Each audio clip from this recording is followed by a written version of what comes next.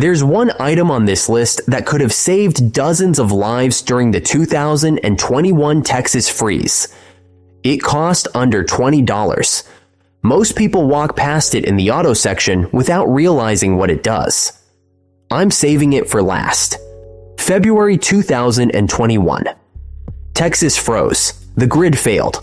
Highways became parking lots of metal tombs. 246 people died during that freeze from hypothermia, carbon monoxide poisoning, and vehicle failures. Many died in cars while trying to stay warm, engines running until the fuel ran out.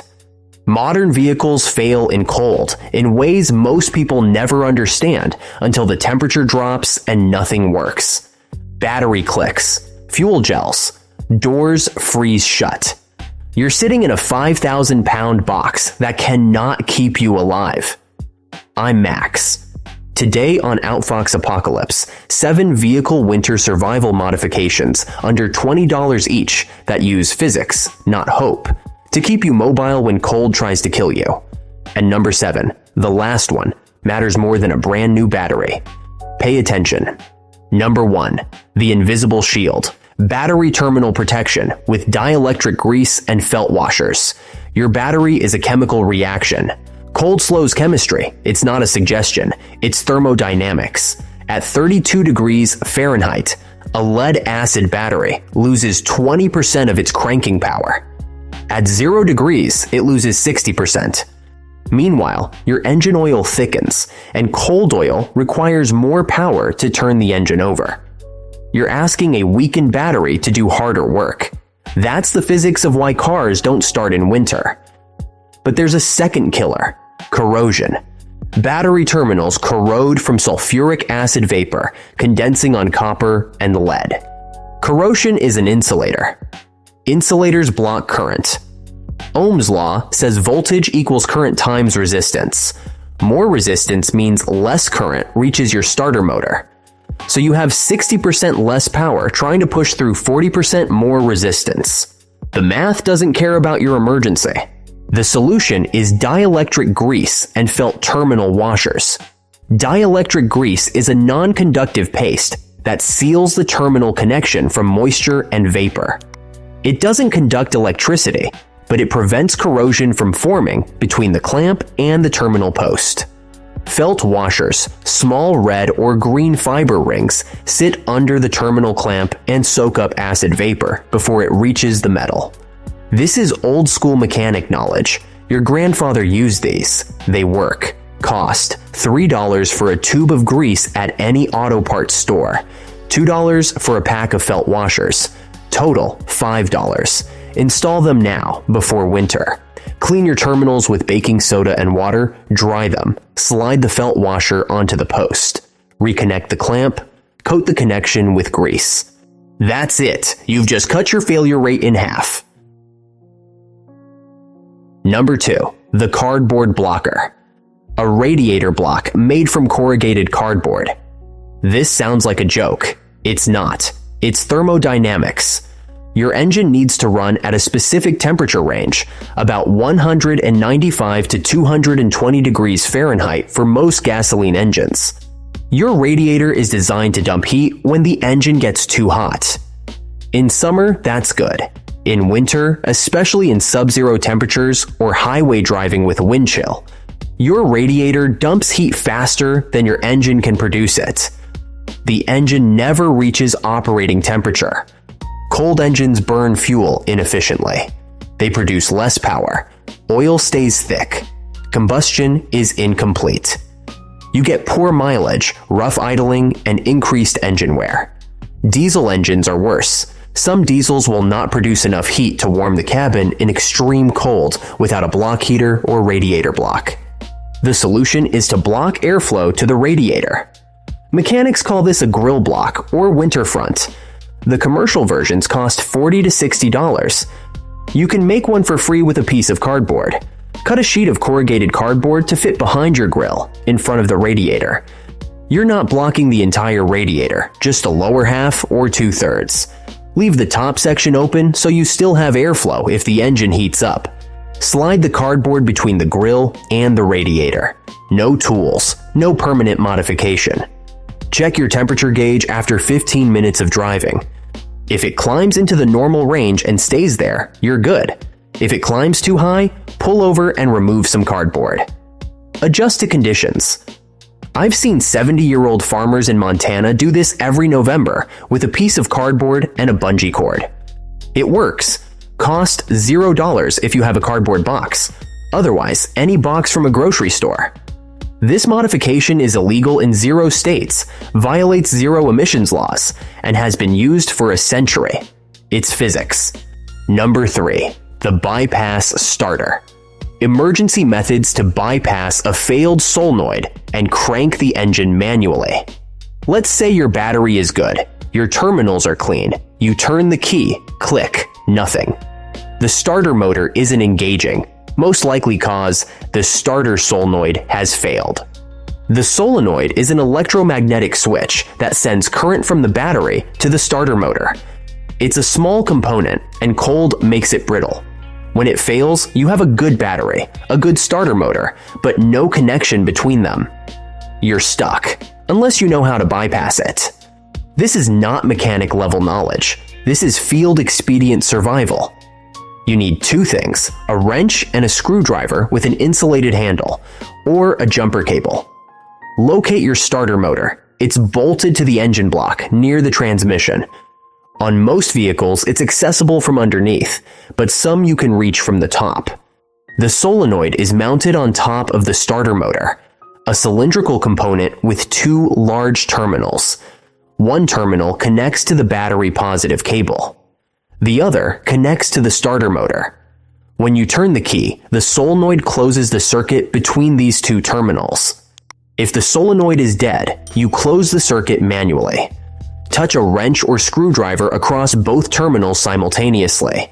You are completing the circuit. The starter motor will crank immediately. Do not touch the metal with your hand. Do not let the tool touch the vehicle frame or engine block while you're doing this. You'll create a short circuit and possibly weld the tool to the starter. This is a 1-person job if you're under the vehicle, 2-person job if someone else turns the key to the on position, so the fuel pump primes and the ignition system is active. The engine will crank. If it starts, let go of the terminals immediately. Drive to a repair shop or a safe location. If it doesn't start, you've got a different problem, fuel, spark, or air. But 9 times out of 10, if you hear a click and nothing else, it's the solenoid. Bypassing it takes 30 seconds. This works on most vehicles made before 2015. Newer vehicles with push-button start and fully electronic systems, this may not work. But if you're driving a truck, a van, or anything built before the smartphone era, this will get you moving. Cost $0. You already own a screwdriver. If you don't, $2 at a dollar store.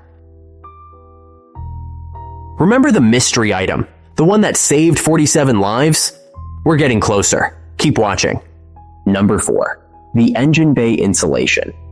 Reflective bubble wrap or moving blankets draped over the engine block overnight.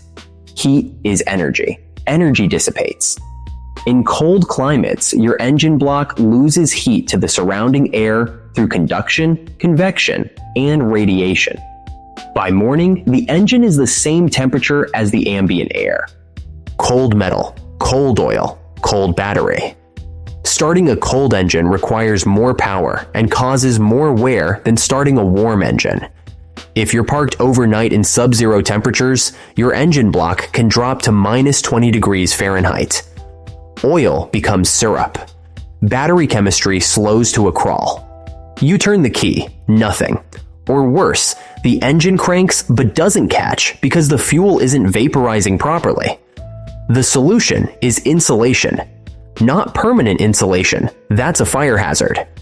Temporary insulation you put on at night and remove in the morning. Reflective bubble wrap is the best option. It's the same material used for attic insulation. Aluminum foil on one side, bubble wrap on the other. The aluminum reflects radiant heat back toward the engine block. The air bubbles provide a conductive barrier. Drape a sheet of this over your engine after you park. Tuck it around the block.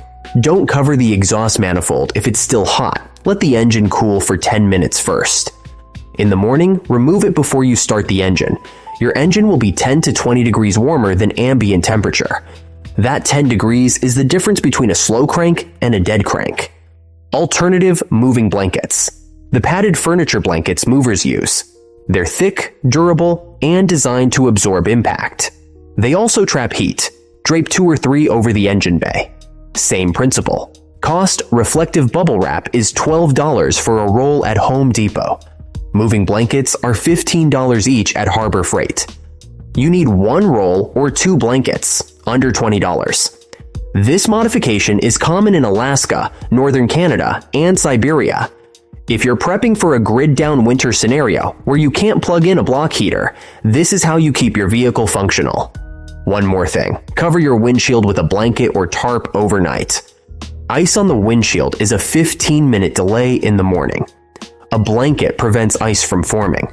You pull it off, toss it in the back seat, and drive. Cost $0 if you already own a blanket. Number 5. The Diesel Anti-Gel Additive. Fuel antifreeze for gasoline and diesel engines. Gasoline freezes at around -40 degrees Fahrenheit. Most people will never see that temperature. But gasoline contains water, condensation from temperature changes, moisture in the fuel tank, or water in the underground storage tank at the gas station. Water freezes at 32 degrees. When water in your fuel line freezes, it blocks fuel flow. No fuel, no combustion, no engine. You turn the key, it cranks, but it won't catch. You've got a frozen fuel line. Diesel is worse. Diesel fuel contains paraffin wax. Below 32 degrees, paraffin begins to crystallize and form a gel. The fuel filter clogs. The engine loses power or stalls completely. By 15 degrees Fahrenheit, most untreated diesel fuel is a solid gel. If you're driving a diesel truck or van, this is your #1 winter failure point. The solution is fuel antifreeze. It's a chemical additive you pour into your fuel tank that lowers the freezing point of water and prevents paraffin from gelling. For gasoline engines, use isopropyl alcohol-based antifreeze. It bonds with water and lowers the freezing point to -50 degrees. 1 bottle treats 15 to 20 gallons. Cost $3 at any auto parts store. For diesel engines, use a diesel anti-gel additive. It contains polymers that modify the paraffin crystal structure, so it stays liquid at lower temperatures. Most additives protect down to -20 or -30 degrees Fahrenheit. Cost $10 to $15 per bottle. Treats 25 to 50 gallons. Add it every time you fill up in winter. This is not optional if you're driving a diesel in cold climates. I've seen professional truckers in North Dakota add anti-gel to every tank from October to April. They know what happens if they don't. 1 frozen fuel filter on a highway in a whiteout, you're done. The vehicle is a metal coffin until someone tows you. Cost $3 for gasoline, $15 for diesel. Under $20. Add it before the temperature drops, not after you're stranded.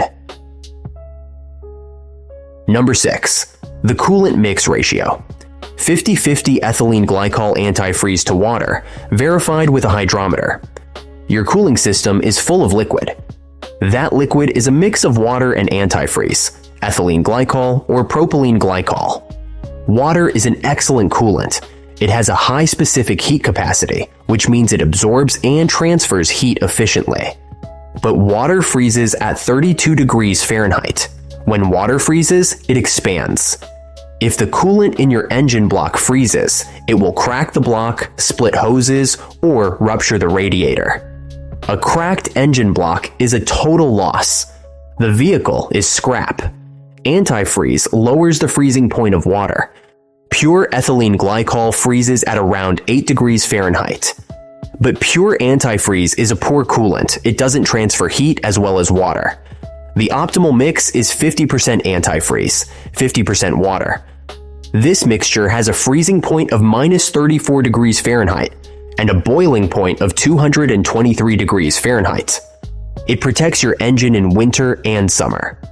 But here's the problem. Most people don't know what ratio is in their cooling system. Maybe the previous owner topped it off with straight water. Maybe a mechanic added antifreeze but didn't measure. Maybe it's been 5 years and the antifreeze has degraded. You don't know until you check. The tool is called a hydrometer. It's a small handheld device with a squeeze bulb and a floating scale inside. You suck a sample of coolant from the radiator or overflow reservoir, and the float tells you the freezing point. Cost $8 at any auto parts store. Takes 30 seconds to use. If the reading says your coolant is only protected to 10 degrees Fahrenheit, and you're about to drive through a state where it's going to be -10, you need to add more antifreeze. Drain some coolant, add pure antifreeze, test again. Get it to -34 degrees protection. This is the difference between driving through a blizzard and walking. Cost $8 for the hydrometer. If you need to add antifreeze, another $10 for a gallon jug. Total, $18. Under 20. Check your coolant ratio before winter, not during. Number 7. The War Blanket. Emergency tire traction using floor mats, cardboard, and tire chains. This is the mystery item. February 2021. Texas. The temperature dropped below freezing for a week. Ice storms covered highways. Texans don't own snow tires. They don't carry chains. Millions of vehicles were stranded on highways, not because they broke down, but because they couldn't get traction on ice. People sat in their cars with the engine running, burning fuel to stay warm until the fuel ran out. Then they froze. 246 confirmed deaths from the freeze. Many could have been prevented with simple traction knowledge. Traction is friction. Friction is the resistance between two surfaces. Ice has almost zero friction. Rubber on ice, zero grip. You press the gas, the wheels spin, you go nowhere. The solution is to increase the friction coefficient between your tire and the surface. There are 3 ways to do this in an emergency. First, tire chains. Metal chains wrap around your tires and bite into ice and snow. They work. Cost $15 to $20 for a set of cable chains at Walmart. Keep them in your trunk. If you get stuck on ice, stop the vehicle, put the transmission in park, get out, and wrap the chains around your drive wheels. Front wheels if you have front wheel drive. Rear wheels if rear wheel drive. You don't need chains on all 4 wheels unless you're driving through deep snow. Chains on the drive wheels are enough to get you moving. Practice installing them once in your driveway so you know how they work. In a blizzard at night, you won't have time to read the instructions. Second, floor mats and cardboard. If you don't have chains, use your floor mats. Rubber floor mats provide texture.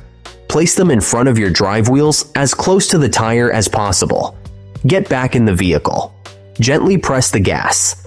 The tire will catch the mat and pull the vehicle forward. Once you're moving, keep moving. Don't stop until you're on clear pavement. If you don't have floor mats, use cardboard. Flatten a cardboard box and slide the sheets under the drive wheels. Same principle. Cardboard provides just enough texture for the tire to grab. This method saved lives during the Texas freeze. People used pizza boxes, Amazon boxes, anything flat and fibrous. It worked. Cost $0. You already have floor mats. Third, deflate your tires slightly. Lower tire pressure increases the contact patch, the amount of rubber touching the ground. More contact, more friction. If you're stuck in snow or ice, let 10 to 15 psi out of each drive tire.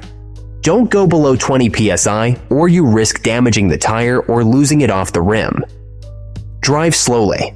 Once you're on clear pavement, reinflate the tires at the first gas station. This technique is used by off-road drivers in sand and mud. It works on snow and ice too. Cost $0. You just need to know how to use your tire valve. But the most effective option is chains. $15 at Walmart. Throw them in your trunk in October. Forget about them until you need them. When you need them, they're worth 10 times their weight. The Texas freeze killed 246 people. Many of those deaths were preventable with $20 worth of equipment and 30 seconds of knowledge. You now have both. Let's pull this together. 7 modifications, 7 pieces of physics. Total cost under $120 if you buy everything. Under $20 each. You can do 1 per paycheck and be done in 2 months. Or you can do all of them in 1 afternoon. Most of them use materials you already own or can find for free. Here's the action plan. This week, check your battery terminals. Clean them. Add dielectric grease and felt washers. $5, 15 minutes.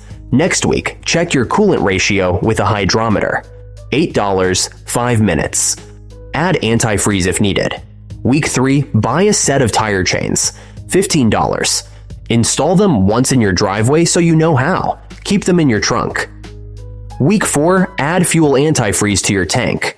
$3 for gasoline, $15 for diesel. Do this every fill up from November to March. Week 5, cut a piece of cardboard to fit your radiator. Free. Test it on a cold morning. Adjust as needed. Week 6, buy a roll of reflective bubble wrap or a moving blanket. $12. Drape it over your engine overnight when the temperature drops below 20 degrees. Remove it before you start the engine. Week 7, learn how to bypass your starter solenoid. Watch a video. Practice once. $0. Now you know how to start your vehicle when the solenoid fails. That's it. 7 weeks, 7 modifications. You're now better prepared for vehicle winter survival than 99% of people who spent 10 times more on a new battery or a remote start system. You've used physics, not hope. You've solved the problems that kill people in winter: battery failure, fuel gelling, traction loss, frozen components. And you've done it for the cost of 2 tanks of gas. Here's the question I want you to answer in the comments. Which one of these 7 surprised you the most? Was it the cardboard radiator block, the floor mat traction hack, the bypass starter method? Tell me. The pack shares knowledge. That's how we survive. If you want brutal physics and real survival protocols when systems fail, subscribe. I analyze what others ignore. And most importantly, take care of yourself and your loved ones. The grid is fragile. The cold doesn't care. But you're ready now. Stay safe. Max out.